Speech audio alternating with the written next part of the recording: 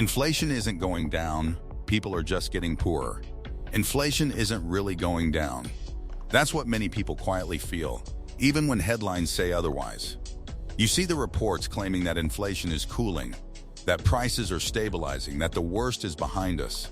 But then you walk into a grocery store, check your electricity bill, refill your car, or pay school fees, and something doesn't add up. If inflation is falling, why does everything still feel so expensive? Why does your salary feel smaller, even if the number hasn't changed? And why does it seem like, month after month, you're working just as hard but getting less in return? Maybe inflation isn't disappearing. Maybe people are just adjusting to being poorer. When economists talk about inflation going down, they often mean the rate of increase is slowing. Not that prices are returning to what they used to be. If bread was 100 rupees and jumped to 150, that's a sharp increase. If next year it rises to 160 instead of 200, they call that inflation slowing. But the bread never went back to 100. The higher price became the new normal. And slowly, without a dramatic crash or visible crisis, the cost of living resets at a permanently higher level. Have you noticed how quickly we adapt? The first time your grocery bill jumps unexpectedly, it shocks you.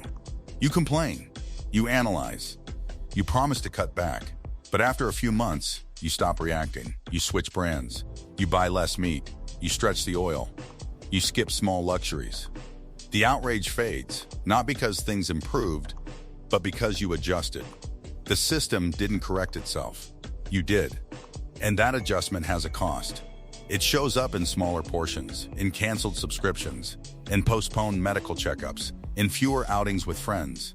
It shows up in the quiet decisions you make.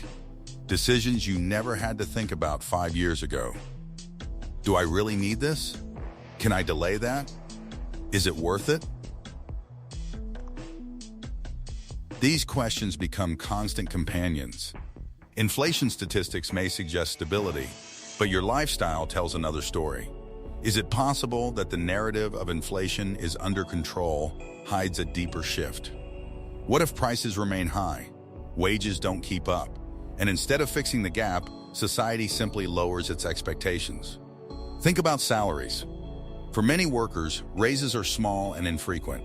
Maybe you get a 5% increment in a year when prices have already jumped 15% over the past 2. On paper, you're earning more. In reality, you can afford less. The gap between income and expenses widens quietly. No dramatic collapse, just a gradual squeeze. And the squeeze becomes normal. There was a time when a single income could comfortably support a household in many places. Now, dual incomes are often essential. Even then, savings feel fragile. One unexpected expense, a hospital bill, a car repair, a job loss, can wipe out months or years of careful budgeting. If inflation were truly under control, would so many families feel this constant financial anxiety? Look at housing. Rent rarely drops once it rises. Property prices may cool, but affordability doesn't magically return. Young adults stay with parents longer, not always by choice. Couples delay marriage. Families delay having children. Big life decisions are increasingly shaped not by dreams, but by spreadsheets. Is that what a healthy economy looks like? Energy bills creep upward. Tuition costs climb.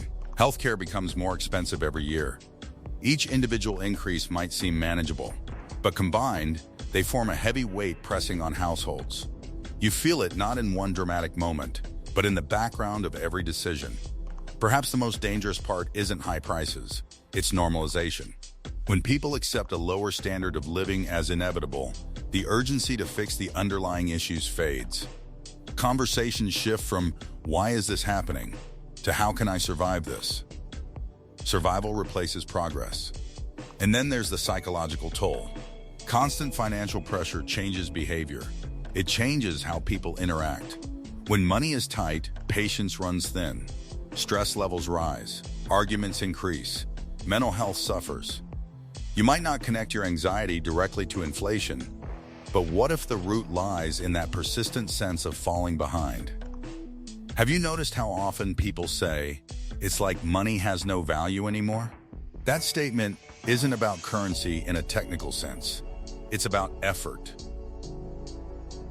When hours of hard work translate into fewer tangible rewards, something feels broken. The social contract, work hard, improve your life, begins to feel fragile. Meanwhile, companies adapt differently. Some shrink product sizes while keeping prices the same. Others introduce premium versions at higher costs. Businesses pass increased expenses to consumers. That's rational from their perspective. But from yours, it means paying more for less. You might not immediately realize it, but over time, the value you receive diminishes. So when inflation statistics show improvement, what are they really measuring? A slower rise in prices doesn't restore purchasing power. It simply slows the erosion. If your boat has been leaking for months, plugging half the holes doesn't refill it with water. It just slows the sinking. Another quiet effect of persistent inflation is the widening gap between those who own assets and those who rely solely on income. People who own property, stocks, or businesses often see their asset values rise with inflation. Those living paycheck to paycheck don't have that cushion. They absorb the full impact of higher prices without the benefit of appreciating investments. Over time, this deepens inequality. Does that explain why it sometimes feels like the economy is doing fine, but you're not? Headlines may celebrate stock market gains or GDP growth. But if your grocery bill is higher, your rent is up, and your savings are shrinking, those macro numbers feel disconnected from reality. The danger isn't just financial, it's social. When large portions of the population feel economically squeezed, trust erodes. Trust in institutions, trust in leadership, trust in the promise that tomorrow will be better than today. And when trust declines, stability follows. But perhaps the most subtle shift is internal. You start adjusting your dreams. Maybe you once imagined traveling more, starting a business, buying a home earlier, supporting your parents comfortably. Now, you focus on stability, on not falling behind, on maintaining what you have rather than building something new. Is that progress or quiet retreat? Of course, economies are complex. Inflation does fluctuate.